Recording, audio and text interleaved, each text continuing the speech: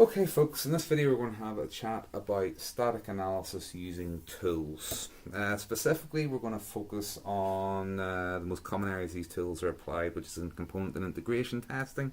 But as we've chatted about in previous presentations, these static analysis tools can be used at all the different levels of software testing in terms of managing documentation, dissemination of information and other activities as well.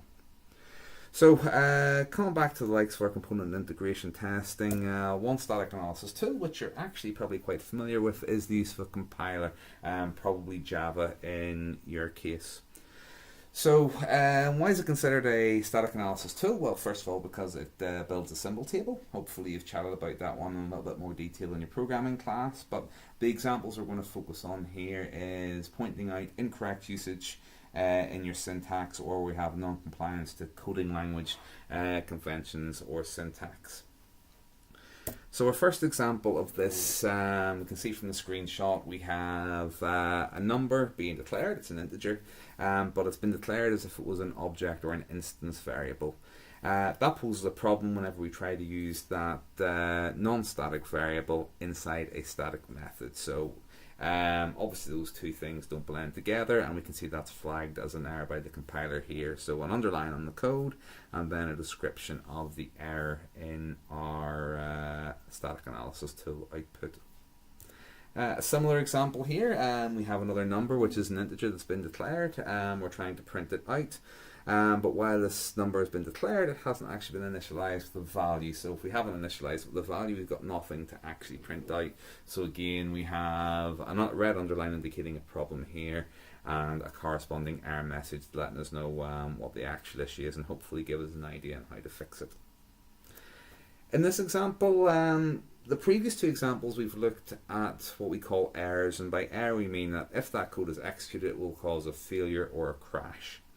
A warning is where we have a problem, but not necessarily one that is going to cause a failure. So in this case, we have an integer called number. It's been declared but not initialized, but that's not a problem because when we do our system.out.println, we're just printing out welcome and a couple of dots. The problem here is that we never actually use this variable number that we've created. So we've created number, we've assigned some memory to it, but we're never actually using it, so it's a wasted resource. So the code is executable, it will run, it will not cause a failure, but it may still be a problem, which is why we have this warning in place.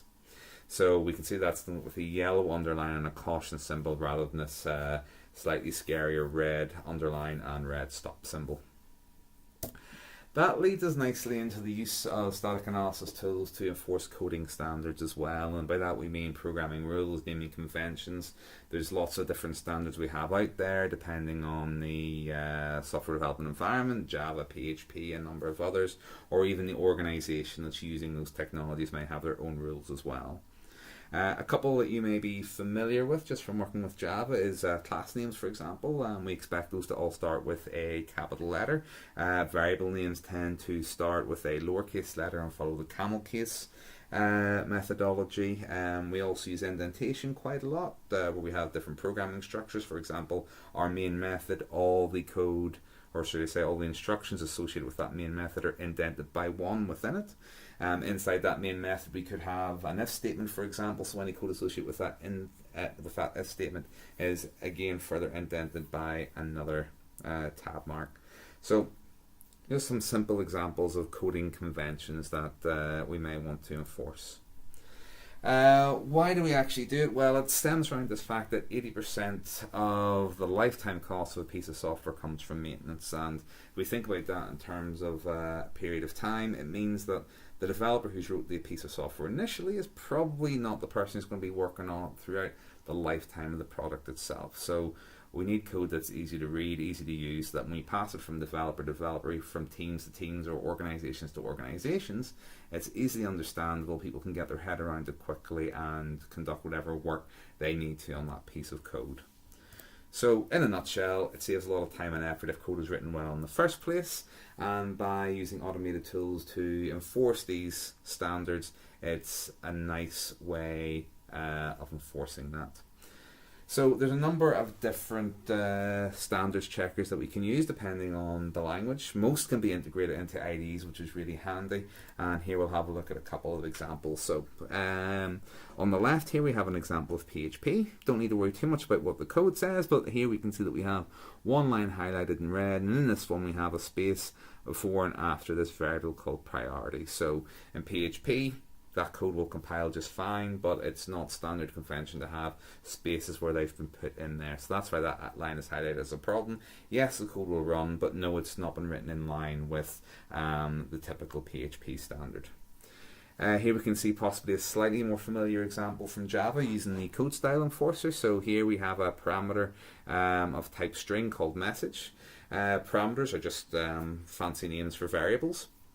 We're used to a variable starting with lowercase. That isn't what's happened in this case. Message started with a capital M instead of a lowercase. So will the code compile? Yes. Is this in violation of some standards? Yes. So that's why it's been highlighted in this case.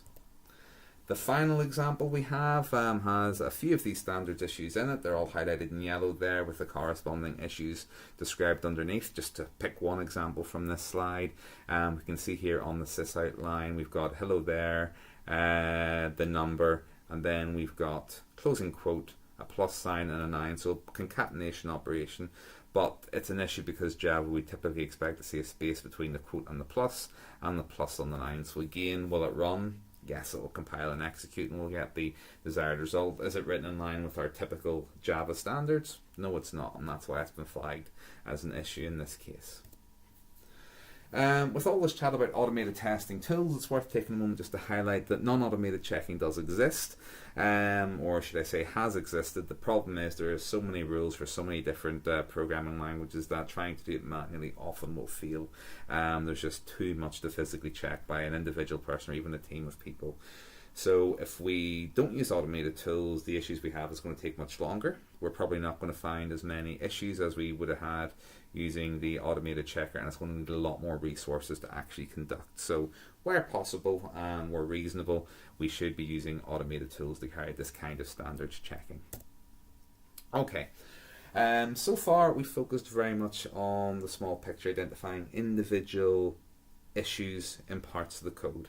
But it's worth taking a moment to mention coding metrics. So this takes a holistic view of a method or a file or even an entire application and provide some useful measurements that can guide both the design of a piece of code and can also be used to direct testing strategies as well. So 3 examples we have here. First of all is the depth of nesting. So for example, if we have a loop within a loop within a loop, the more nesting we have in terms of loops, so the more nesting we have in terms of if statements, the more complex the code. The more complex code, the more error prone it tends to be, and the more testing that piece of code will need.